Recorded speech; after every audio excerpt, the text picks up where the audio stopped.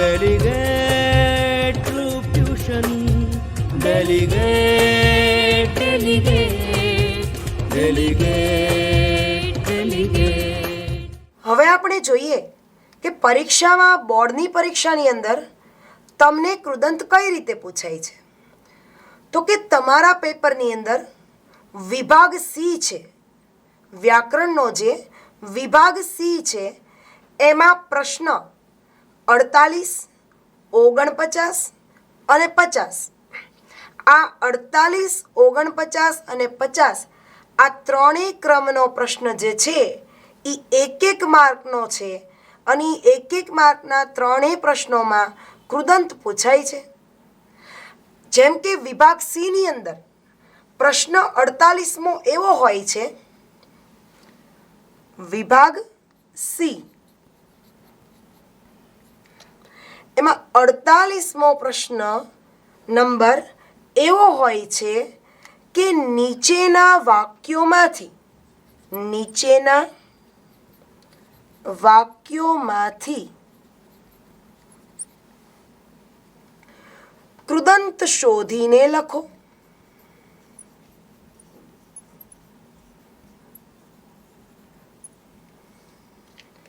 કૃદંત શોધીને લખો.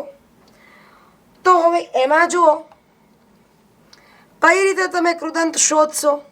તો કે કૃદંત તો મેં તમને સમજાવી દીધા, તો એનામાં કોઈ પણ શબ્દો તમારે શોધીને લખવા પડે. દાખલા તરીકે પરીક્ષામાં એ વાક્ય એમ આપ્યું હશે કે નીચેના વાક્યોમાંથી કૃદંત શોધીને લખો, તો વાક્ય એવું આપે કે જેમ કે પાઠનું જ વાક્ય આપ્યું હશે, વકીલે એ આવાસની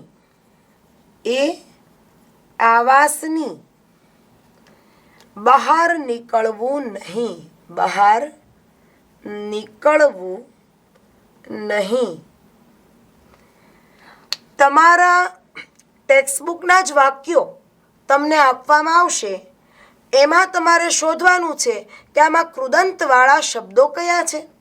તો 48મો પ્રશ્ન એવો હશે કે નીચેના વાક્યોમાંથી કૃદંત શોધીને જણાવો. એટલે કયું વાક્યમાં કૃદંત કયો છે એ શબ્દ ઓળખીને તારવો. તો તમે જુઓ, વકીલે એ આવાસની બહાર નીકળવું, તો તમે જોઈ શકો છો કે અહીંયા વુ પ્રત્યય છે, એટલે નીકળવું શબ્દ એ કૃદંતનો છે. એટલે તમારે જવાબમાં લખવું પડે નીકળવું. આ શબ્દ તમે શોધીને લખો કે ભાઈ કૃદંત એ નીકળવું છે. ત્યારબાદ બીજો પ્રશ્ન એવો, જોઈએ ઉદાહરણ હજી. ત્યારે જરા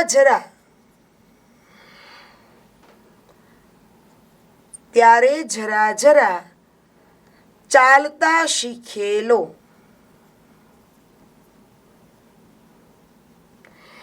તમારે આવું પૂછ્યું હોય તો કૃદંત કરીને આ શબ્દ જણાવી દેવાનો, કૃદંત બરાબર નીકળવું, આટલો જ શબ્દ આ કૃદંત છે. ઘણી વખત એક વાક્યની અંદર બે શબ્દો પણ કૃદંત આવે, એવો પણ હું તમને સમજાવું. ત્યારે જરા જરા ચાલતા શીખેલો, તો અહીંયા ચાલતા શબ્દ કૃદંત છે. એટલે તમારે પેપરમાં આવું લખવું પડે. હું તમને એક એક્ઝામ્પલ શીખવાડું કે કૃદંત ચાલતા, તો આ જવાબ બની ગયો. આવી રીતે તમારે લખવું પડે પેપરમાં. હવે જો હજી ઉદાહરણ જોઈએ. આવું આપ્યું હોય, મને ગુજરાતીમાં બોલતા સાંભળીને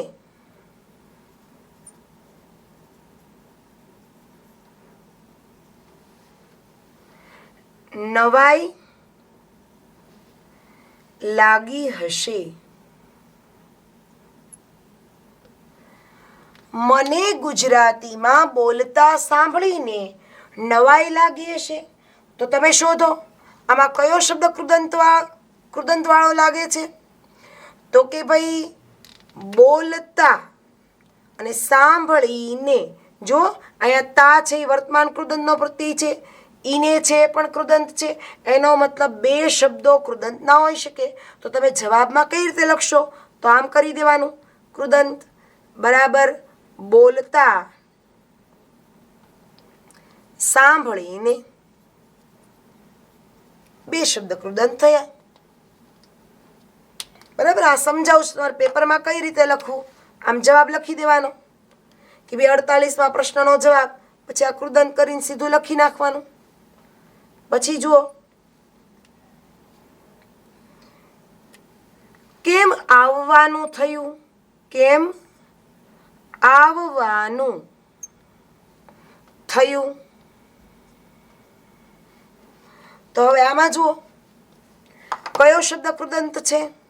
તો કે ભાઈ આવવાનું. આવવાનું તો તમારે લખી દેવાનું કૃદંત બરાબર આવવાનું. આ કૃદંતવાચક શબ્દ છે. પછી જુઓ ઉદાહરણ, ઉછીનું માગનાર, ઉછીનું આપતા નથી. ઉછીનું માગનાર, ઉછીનું આપતા નથી. તો આમાં કયો શબ્દ ભાઈ કૃદંત છે? તો કે ભાઈ માગનાર. માગનાર આ શબ્દ કૃદંત છે. ત્યારબાદ જોઈએ, તેને શાંતિથી કાઢવાને બદલે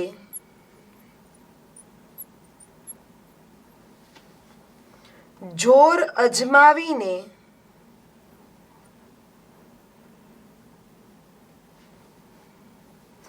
ભાંગી નાખ્યો. ભાંગી નાખ્યો. તો જુઓ, તેને શાંતિથી કાઢવાને બદલે જોર અજમાવીને ભાંગી નાખ્યો. આમાં કયો શબ્દ કૃદંતવાચક લાગે છે? જોઈએ, કાઢવાને. જો કાઢવાને, વાને પ્રત્યય છે. અજમાવીને આ પણ કૃદંતનો પ્રત્યય છે. જો વાને અને ઈને બંને પ્રત્યયો કૃદંતમાં છે.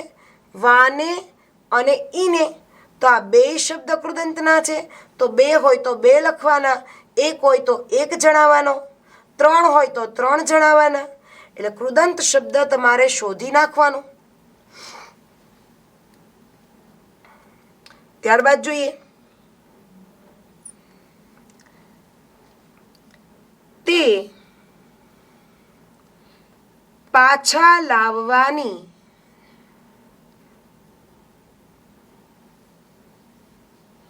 જવાબદારી આપણા માથે જ રહે છે.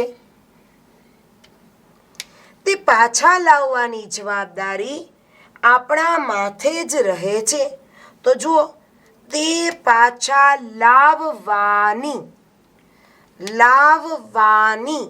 આ શબ્દ કૃદંત છે. બીજા એક પણ શબ્દ કૃદંત નથી.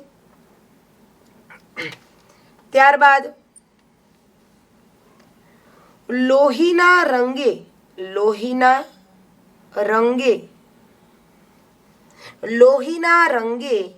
રંગાયેલી રાજલક્ષ્મી જોઈ મને કંપારી આવે છે.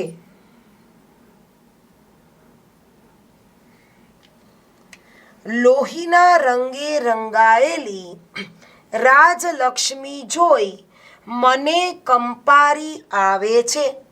તો ભાઈ આ વાક્યમાંથી કયો કૃદંતવાળો શબ્દ છે? આપણે કૃદંત શોધવાના છે. તો લોહીના રંગે રંગાયેલી.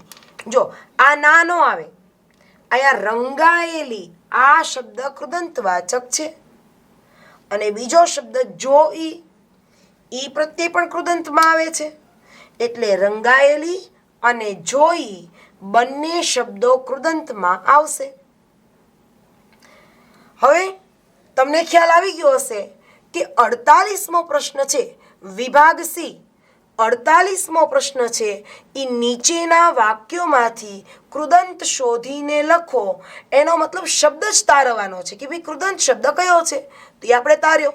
પ્રકાર જણાવવાનો નથી, માત્ર કૃદંત શોધીને આપણે અલગ પાડ્યા કે ભાઈ કૃદંત બરાબર આમાં ચાલતા, અહીંયા કૃદંત તો કે ભાઈ નીકળવું, અહીંયા કૃદંત તો કે ભાઈ બોલતા, સાંભળીને બંને આવશે.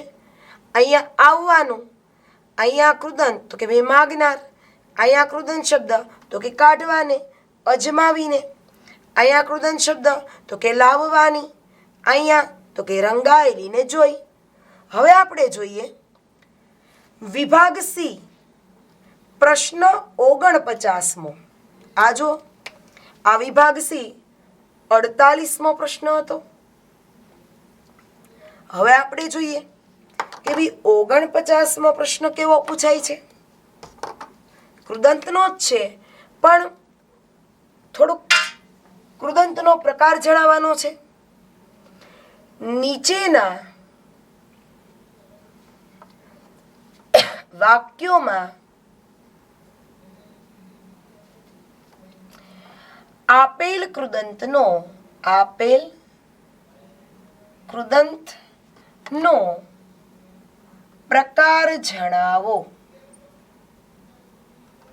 પ્રકાર જણાવો. તો એમાં જોઈએ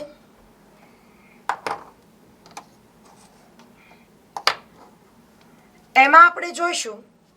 ઉદાહરણ પહેલા કહું, એના પરથી આપણે સમજીએ.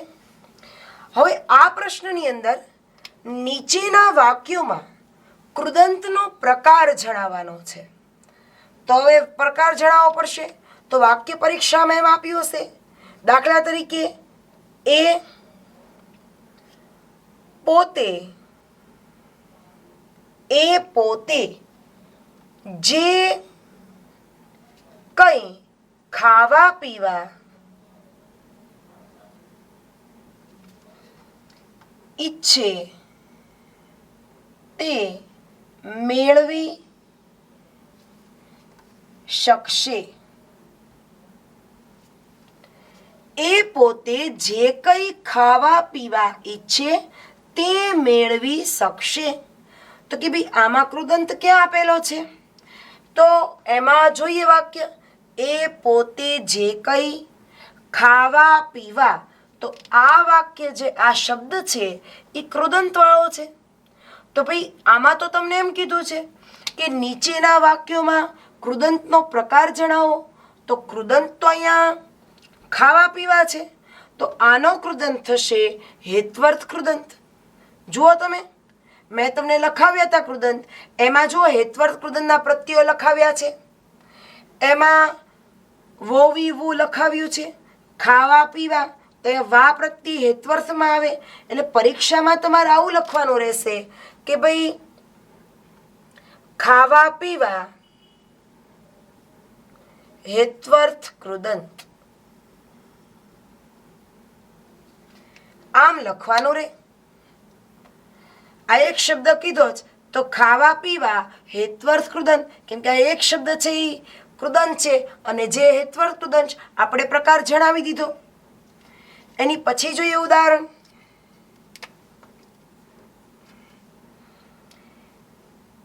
એની સામે મારે ઈર્ષ્યાથી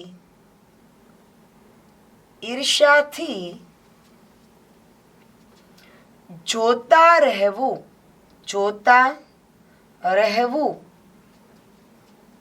પડશે.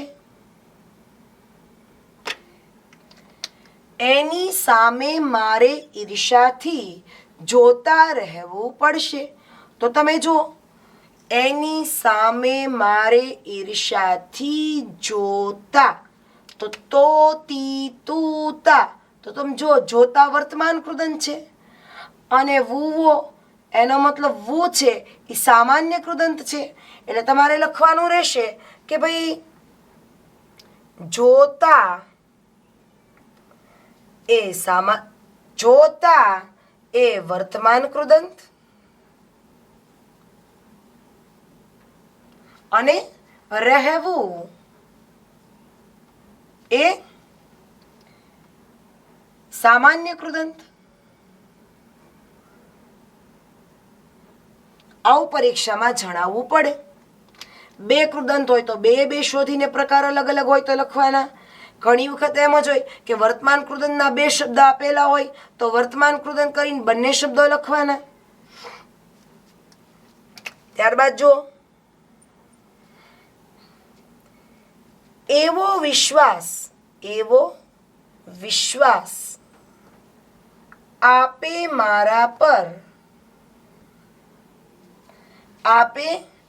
મારામાં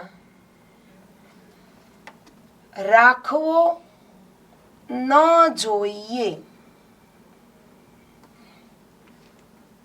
એવો વિશ્વાસ આપે મારામાં રાખવો. જો અહીંયા રાખવો વોવી એનો મતલબ આ સામાન્ય કૃદંત છે, તો આપણે એમ લખવું પડે કે ભાઈ રાખવો સામાન્ય કૃદંત.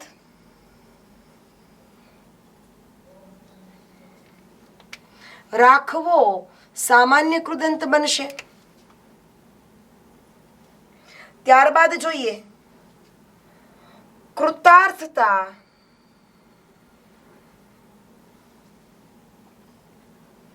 પ્રેરનારું છે. કૃતાર્થતા પ્રેરનારું છે, તો એનો મતલબ અહીંયા પ્રેરનારું, આ નારું છે એ કૃદંત છે, તો કે ભાઈ પ્રેરનારું છે એ ભવિષ્ય કૃદંત છે. પ્રેરનારું તમે પ્રત્યય જોઈ લેજો કૃદંતમાં. નારું નારી નારવ એ નારું ભવિષ્ય કૃદંત છે.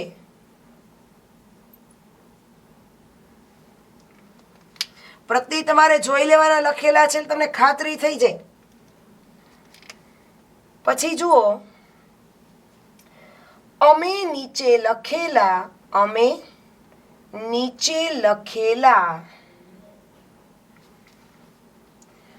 વ્રતો જરૂર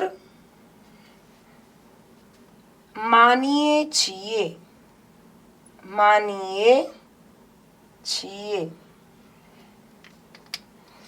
અમે નીચે લખેલા વ્રતો જરૂર માનીએ છીએ. તો કે ભાઈ અહીંયા લખેલા, તો લખેલા છે એ કૃદંત છે. લખેલા છે એ ભૂત કૃદંત છે. જો ભૂત કૃદંતની અંદર એલા પ્રત્યય છે તો લખેલા એ ભૂત કૃદંત છે.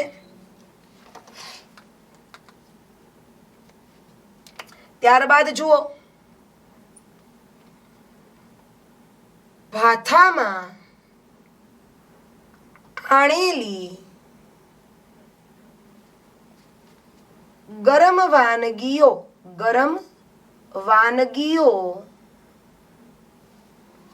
ઠંડી પડી ગઈ.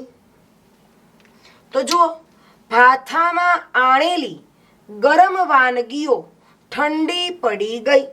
તો જુઓ આણેલી એટલે એલી પ્રત્યય છે. આણેલી એલી પ્રત્યય એ ભૂત કૃદંતમાં સમાવેશ થાય છે, એટલે લખવાનું આણેલી ભૂત કૃદંત.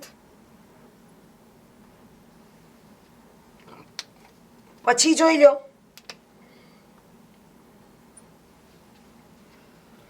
મંજૂરીનો હુકમ લખવા, હુકમ લખવા આજ્ઞા કરી. મંજૂરીનો હુકમ લખવા આજ્ઞા કરી.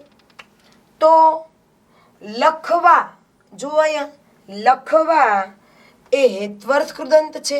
લખવા હેત્વર્થ કૃદંત છે. છેલ્લું ઉદાહરણ જોઈએ. તેમણે વાત સમજાવતા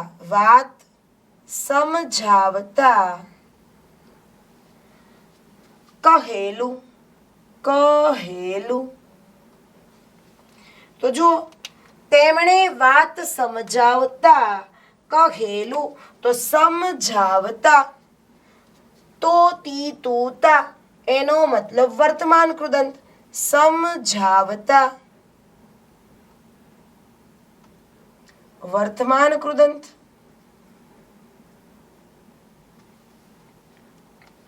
તો આ રીતે 48મો પ્રશ્ન અને એ જ રીતે 49મો પ્રશ્ન વ્યાકરણમાં કૃદંતનો પૂછે.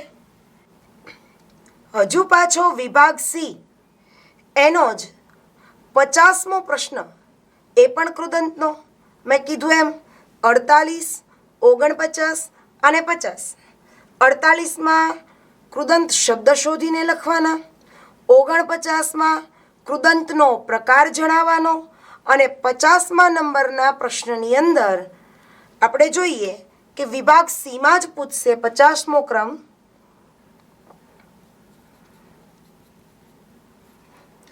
50મા ક્રમનો પ્રશ્ન,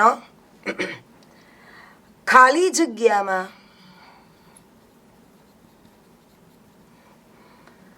યોગ્ય કૃદંત લખો.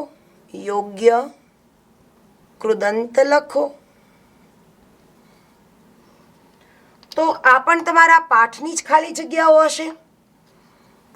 એમાં એ રીતનો પ્રશ્ન પૂછાશે જેમ કે બ્રિટિશ, ઉદાહરણ આપું છું, ઉદાહરણ જોઈએ આપણે. બ્રિટિશ રાજ્યમાં ખાલી જગ્યા ન્યાયની ભાવનાનો છે. બ્રિટિશ રાજ્યમાં ખાલી જગ્યા ન્યાયની ભાવનાનો છે. તો આ પાઠ છે એ પણ તમારા ટેક્સ્ટબુકનો જ હોય અને એમાં જવાબ આવશે વિનોબા ભાવેનો પાઠ છે. બ્રિટિશ રાજ્યમાં રહેલી ન્યાયની ભાવનાનો છે. ત્યારબાદ ઉદાહરણ, એના હાથ પર ઝાપટ ખાલી જગ્યા કહ્યું. એના હાથ પર ઝાપટ મારીને. તો તમારે આ કૃદંત લખવો પડે. આ મહાત્માના માણસનું છે. જુઓ, મહાત્માના માણસ પાઠનું વાક્ય છે. એના હાથ પર ઝાપટ મારીને કહ્યું. તો જે ચોપડીનો પ્રોપર શબ્દ હોય કૃદંત એ જ તમારે લખવું પડશે અને આ તમને તો જ આવડે જો પાઠનું વાંચન હોય. જંગલી ઘોડાનું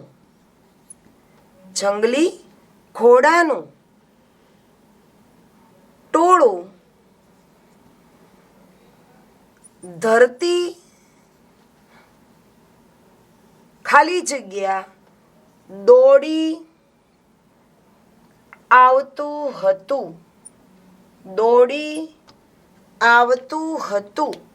તો જંગલી ઘોડાનું ટોળું ધરતી ધમરોળતું. જો આ મહાત્માના માણસનું છે. મહાત્માના માણસ પાઠનું વાક્ય છે. હજી જોઈએ, લાકડાની પાટ પર ખાલી જગ્યા હુક્કો ગગડાવતા હશે. તો જો આ પણ મહાત્માના માણસનું જ છે વાક્ય કે લાકડાની પાટ પર બેઠા બેઠા હુક્કો ગગડાવતા હશે. ત્યારબાદ પરમેશ્વરની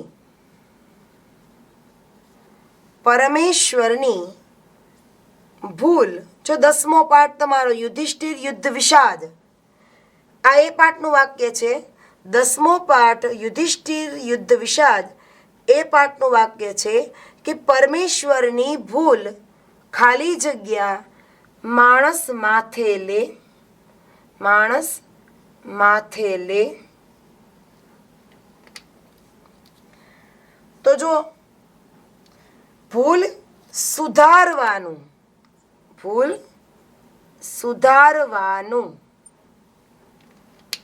પરમેશ્વરની ભૂલ સુધારવાનું માણસ માથે લે. તો આજ તમારી પાઠનું વાક્ય જ મૂકવું પડે, એનો જ કૃદંત પૂરવો પડે. પણ તમે થોડા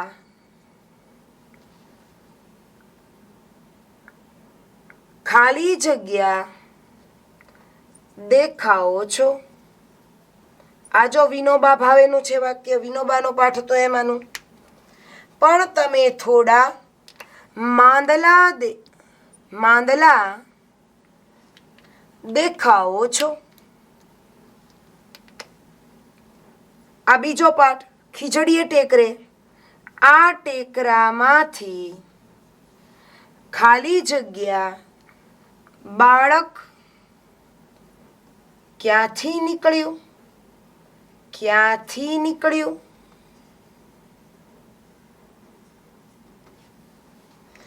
આ ટેકરામાંથી ખાલી જગ્યા બાળક ક્યાંથી નીકળ્યું? તો કે જીવતું બાળક ક્યાંથી નીકળ્યું? બીજા પાઠનું વાક્ય છે. આવી રીતે તમારે પાઠની અંદર વપરાયેલા જ કૃદંતના શબ્દો મૂકવા પડશે. પછી જુઓ દમયંતી સ્વયંવરનું. ખાલી જગ્યા મળ્યા રાજકુમાર, એક નળ દેખે નિરાધાર. જોવા મળ્યા રાજકુમાર. જોવા મળ્યા રાજકુમાર, એક નળ દેખે નિરાધાર. હજી છેલ્લું એક વાક્ય જોઈ લઈએ. ખાલી જગ્યા વૈદર્ભી નારદે મોકલ્યા. ખાલી જગ્યા વૈદર્ભી નારદે મોકલ્યા. તો વરવા વૈદર્ભી આ પણ દમયંતી સ્વયંવરનું છે. ખાલી જગ્યા વૈદર્ભી નારદે મોકલ્યા. તો તમારે ખાલી જગ્યામાં યોગ્ય કૃદંત લખો એવો 50મા ક્રમનો પ્રશ્ન હશે. એમાં તમારે ચોપડીમાં વપરાયેલા કૃદંતના શબ્દો પૂરવાના રહેશે. એ જ ચોપડીના જ શબ્દો તમે મૂકશો તો જ માર્ક મળશે. આ રીતે આપણે 3 પ્રકારે કૃદંત અલગ અલગ રીતે પૂછાતા જોયા.